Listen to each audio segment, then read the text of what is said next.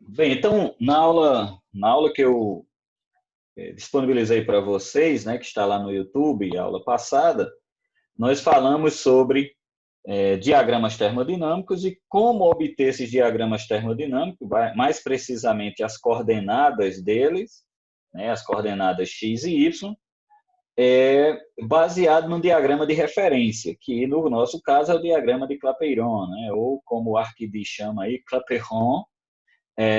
Então, nesse caso, o diagrama de Clapeyron ele é um diagrama termodinâmico muito usado na termodinâmica, né, na própria física.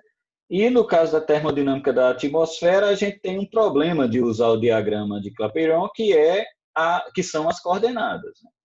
Uma das coordenadas do diagrama é pressão, e tudo bem, porque na meteorologia a gente tem informações de pressão, mas a outra é o volume, no caso, volume específico, né? E na meteorologia não tem como a gente medir volume específico de uma amostra de ar na atmosfera, de uma parcela. Então, foi necessário desenvolver outros diagramas que são aplicados para a atmosfera, né? E aí o foco da meteorologia foi trabalhar esses diagramas do ponto de vista físico, matemático, seguindo regras, seguindo leis, para que a gente tenha um diagrama que represente a física, né, a termodinâmica da atmosfera. E os diagramas eles nos dão, né, com a sondagem atmosférica, você tem informações tanto uma análise do ponto de vista estático da atmosfera, que é você saber como a atmosfera está naquele instante que você coletou as informações, mas você pode ter uma sequência de informações e você ter o aspecto dinâmico, como a atmosfera está mudando ao longo do tempo. Então, nesse caso, nós vimos que existem vários diagramas, né? Mostramos como define-se cada uma das variáveis, cada uma das coordenadas do ponto de vista físico, né? E fechamos, né, na parte de diagrama Skytteil-Log-P, que é o diagrama amplamente difundido na meteorologia, que é utilizado pelo menos há uns 70 anos na meteorologia operacional, tanto nos centros de previsão de tempo, como nos órgãos que têm meteorologia como uma informação de muita importância, como é o caso da navegação aérea, né, meteorologia aeronáutica, meteorologia marinha, entre outros. Então, hoje, né, eu acredito que talvez 50% de vocês ou mais nunca trabalharam com diagrama termodinâmico, né? Aqueles que têm formação, né, em outras áreas, que não tiveram uma base da meteorologia.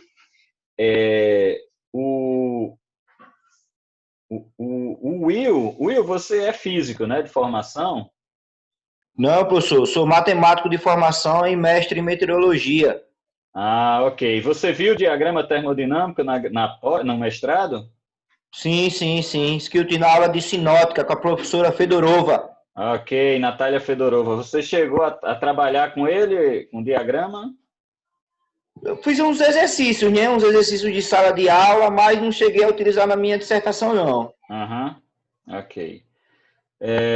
Eu acho que quem não fez, por exemplo, eu acho que o Onildo nunca viu, eu acho que o Delson e a Tassiana também nunca viram, né? Então, eu acho que uma parcela considerável de vocês não viu, né? Então, aqueles que não têm, não sei se Gábio também não viu, né?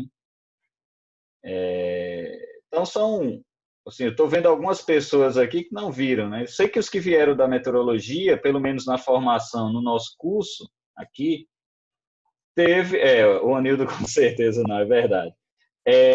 O pessoal que fez o curso na nossa instituição deve ter visto, né, que teve disciplinas, né, com a professora Regina e teve, eu acredito que dessa turma, eu acho que Ingrid pagou meteorologia física comigo, Ingrid? Não lembro. Ou foi com Enio? Eu acho que Ingrid dormiu. Paguei, Comigo, paguei não foi? sim. Foi com o Renato também. Renato também. Renato eu não lembro não, mas você eu lembro, eu lembro que pagou. Que Renato chegava atrasado, como chega nas aulas agora.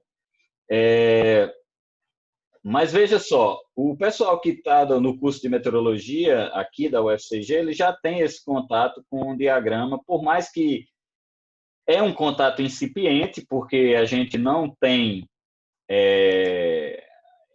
um foco, né, hoje em dia em trabalhar muito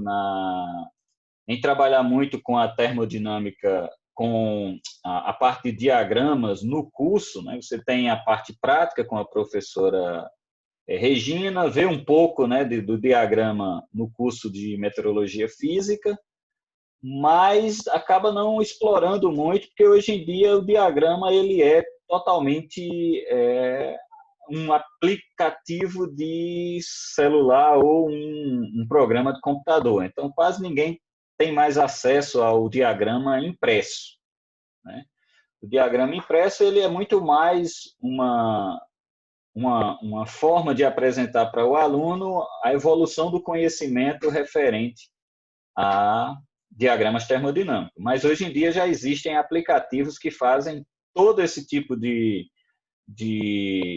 busca por informações através de um diagrama termodinâmico, tudo isso online. Então não adianta a gente lutar contra isso. O ideal é a gente entender a física, entender os princípios, entender o que está sendo extraído do diagrama termodinâmico. Isso é o mais importante. Mais importante hoje do que traçar linhas no diagrama termodinâmico é entender o que você está encontrando lá e por que você está encontrando aquela variável.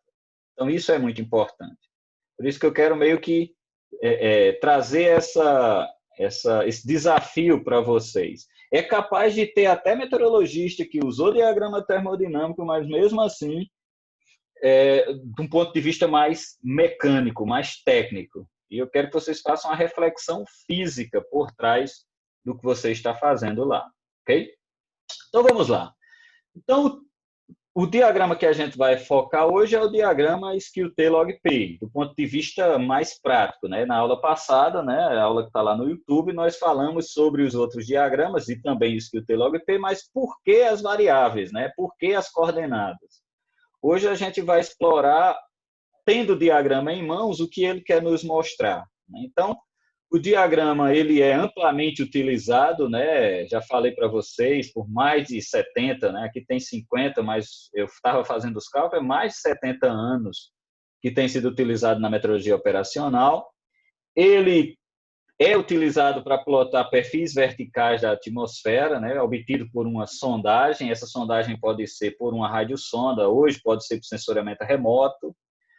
Ela tem sido usada para estimar uma ampla, né, variedade de condições meteorológicas, mas o foco muito grande da meteorologia operacional ainda né, na verdade é explicado facilmente, a questão de entender as condições da atmosfera do ponto de vista de estabilidade.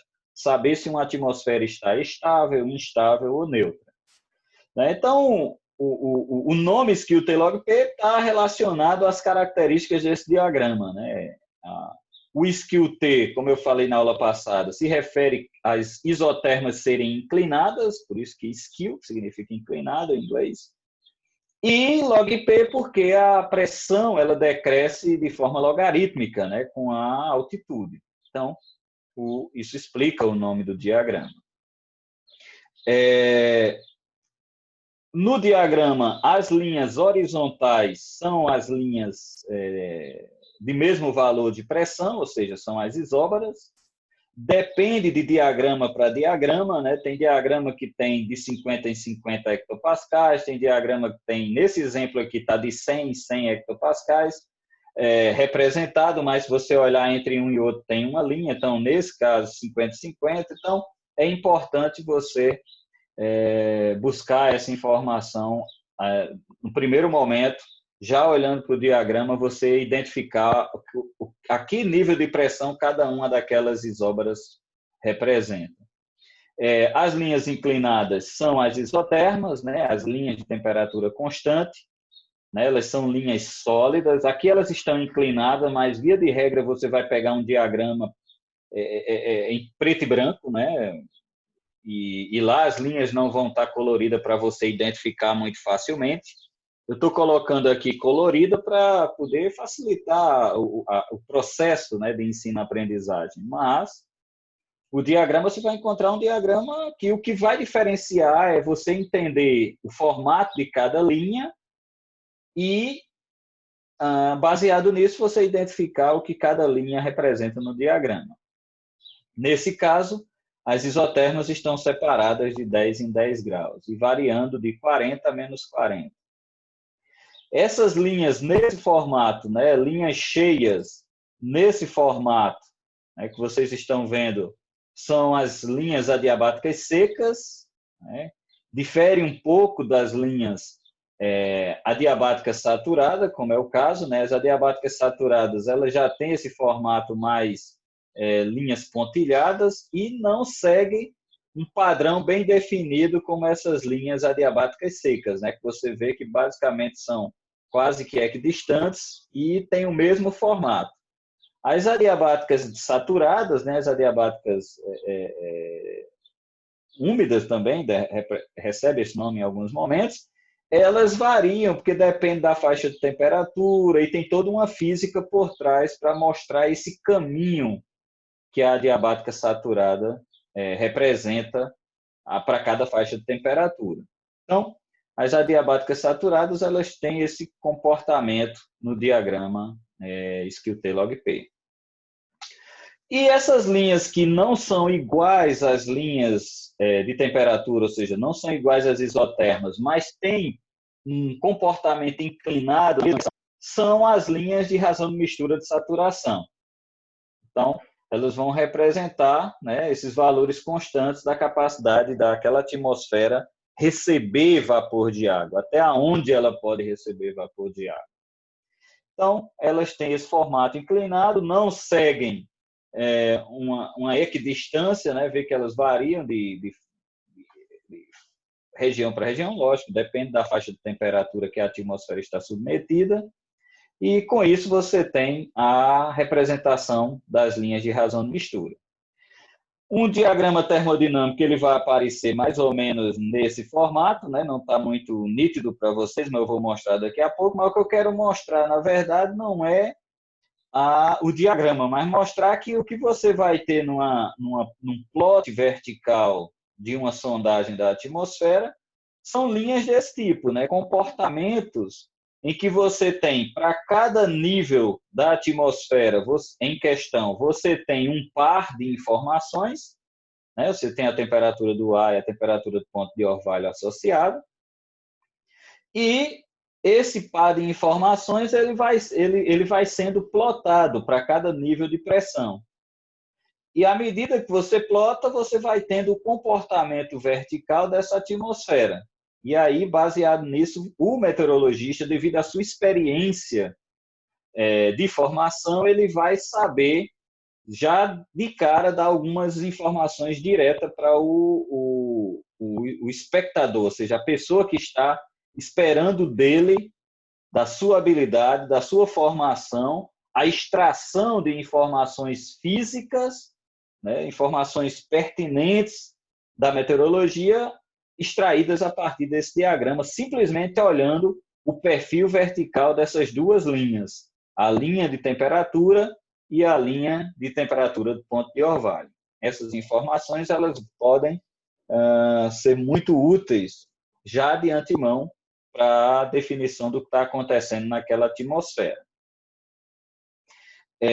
Outra coisa que pode vir, mas não é realidade de todos os diagramas, é informações de vento. Né? Para cada nível de pressão, você ter velocidade,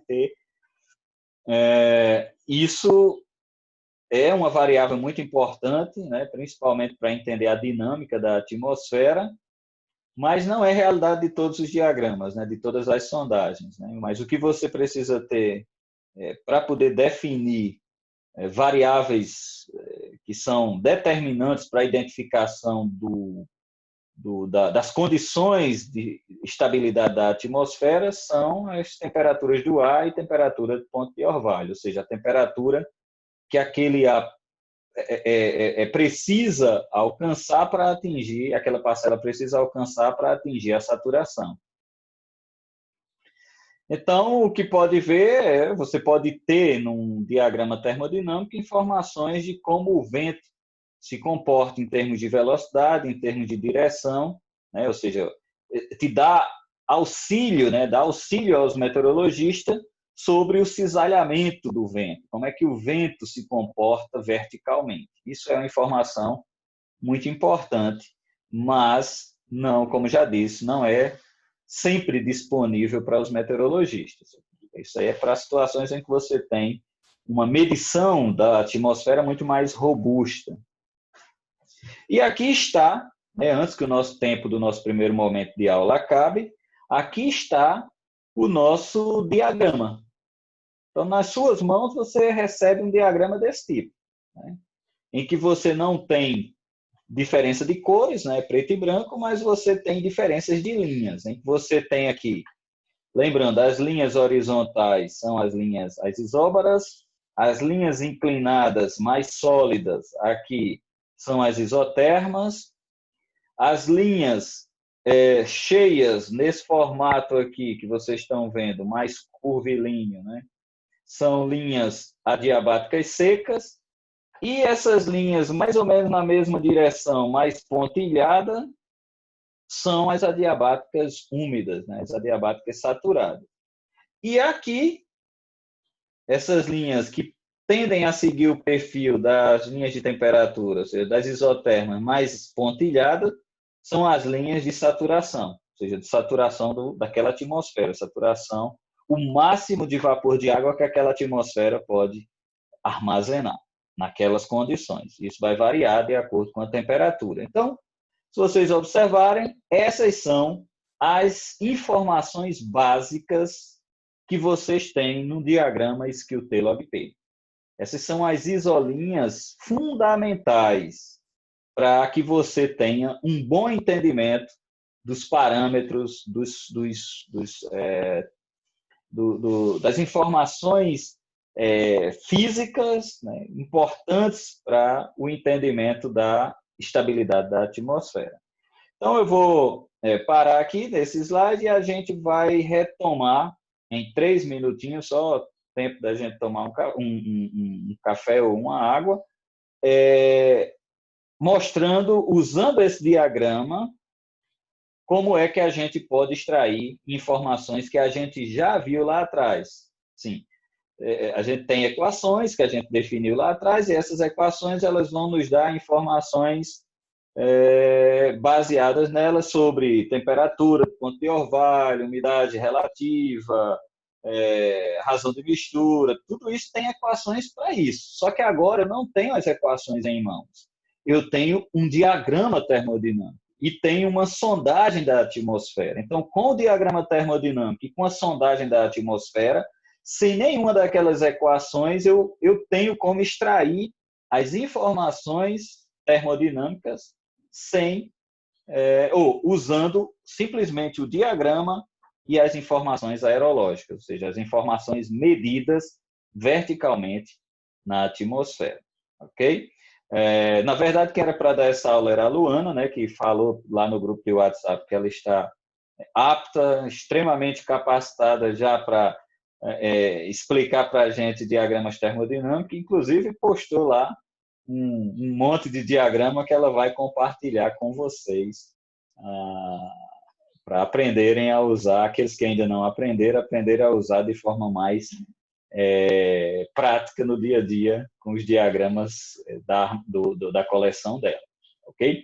Então é isso, vou parar aqui, a gente para 3 minutinhos e aí a gente retorna com a continuidade do diagrama.